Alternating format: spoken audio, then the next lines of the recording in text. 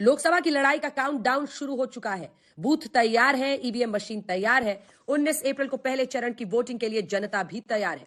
पहले चरण में यूपी की 8 लोकसभा सीटों पर वोटिंग है। ऐसे में प्रियंका गांधी ने आज सहारनपुर में तगड़ा रोड शो किया। कांग्रेस के उम्मीदवार इमरान मसूद के लिए वोट मांगे तो राहुल गांधी ने कहा कि बीजेपी 150 सीट से ज्यादा नहीं जीत पाएगी। अखिलेश यादव ने दावा किया है कि गाजियाबाद से गाजीपुर तक बीजेपी का सफाया होगा, लेकिन बीजेपी एक ही बात कह रही है, अब की बार यूपी में 80 की 80 सीटें जीतेंगे। 2018 का चुनाव है। मोदी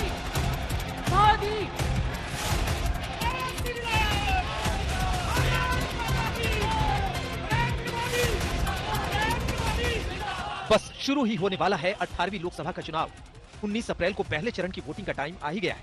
बीजेपी और एनडीए से लेकर कांग्रेस और इंडिया गठबंधन ने अपने अपने उम्मीदवारों को जिताने के लिए पूरी ताकत झोंक दी है।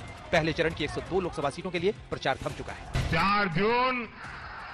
4 जून बीजेपी को मुझे लग रहा था 15-20 दिन पहले 180 तक जाएंगे, अब मुझे लग रहा है 150 तक जाएंगे। कांग्रेस सपा बसपा ये सब एक ही थैले के चक्के रखते हैं, ये वोटों के समाधान है। जो 14 में आए थे वो 24 में चले जाएंगे। बहुआ और बुआ सबका संकट एक है, आएगा तो मोदी की चौकी नियत। लोकसभा के इस चुनाव में यूपी की बड़ी अहमियत और 80 सीटों की इस लड़ाई में और पहले चरण में यूपी की 80 सीटों में से 8 सीटों पर वोटिंग 19 अप्रैल को होने जा रही है। सहारनपुर, कैराना, मुजफ्फरनगर, बिजनौर, नगीना, मुरादाबाद, रामपुर और पीलीभीत लोकसभा सीट पर 19 अप्रैल को वोट डाले जाएंगे। पहले बीजेपी ने इन 8 सीटों के लिए बिसात बिछाई। पीएम मोदी ने मेरठ से लेकर सहारनपुर तक रैलियां की। सीएम योगी ने भी इन 8 सीटों के लिए धुआंधार प्रचार किया। आपको बता दें कि 2019 में यूपी की इन 8 सीटों में से बीजेपी को 5 पर हार का मुंह देखना पड़ा था। अब एक बार फिर से पश्चिमी यूपी में बीजेपी को मात देने के लिए इंडिया गठबंधन उतरा है और सहारनपुर में कांग्रेस उम्मीदवार इमरान मसूद के लिए प्रियंका गांधी ने तगड़ा रोड शो किया और उनके लिए वोट मांगे। इस दौरान प्रियंका गांधी ने जनता के मुद्दों को लेकर सीधे पीएम मोदी पर जोरदार प्रहार किया।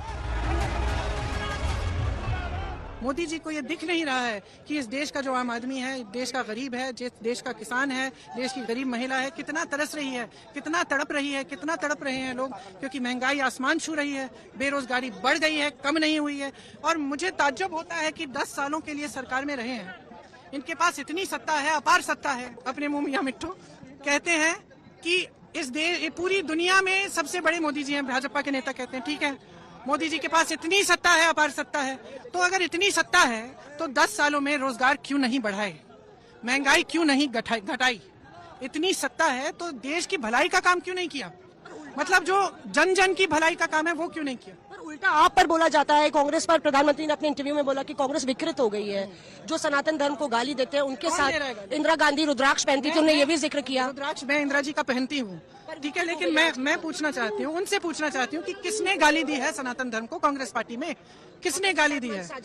बिल्कुल नहीं, गलत बात है। और ये देखिए, चाहे हमारी परिवार के बारे में, चाहे हमारी पार्टी के बारे में, हमेशा इनका यही आक्रमण होता है और झूठा है।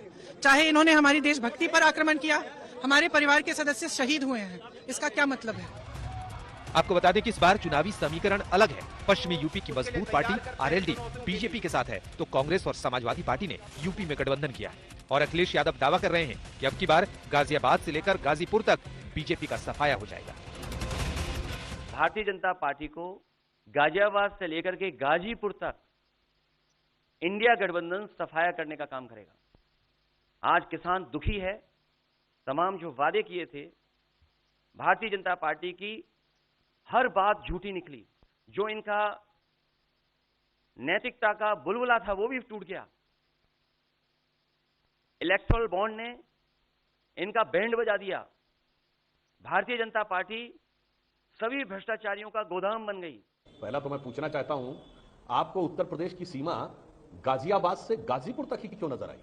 गौतम बुद्ध नगर से भगवान गौतम बुद्ध की परिनिर्माण स्थली कुशीनगर तक क्यों नहीं नजर आई? मगर लगता है शायद गाजियाबाद और गाजीपुर वर्ड बोलते समय आपके मन में कोई दूसरा भाव रहता होगा, तो ये दोनों लोगों के मन में जो भावना है वो सभी समझ सकते हैं। आज गाजियाबाद में इंडिया गठबंधन ने साझा प्रेस कॉन्फ्रेंस की।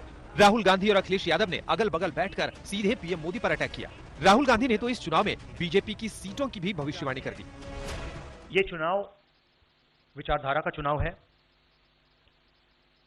एक तरफ आरएसएस और बीजेपी जो संविधान है, लोकतांत्रिक सिस्टम है, उसको खत्म करने की कोशिश कर रही है। सबसे बड़ा बेरोजगारी, दूसरे नंबर पर महंगाई, भागीदारी। मगर बीजेपी 24 घंटा डिस्ट्रैक्शन करने में लगी रहती है। कभी प्रधानमंत्री समुद्र के नीचे चले जाते हैं, कभी आसमान में सी प्लेन पे चले जाते हैं, मगर जो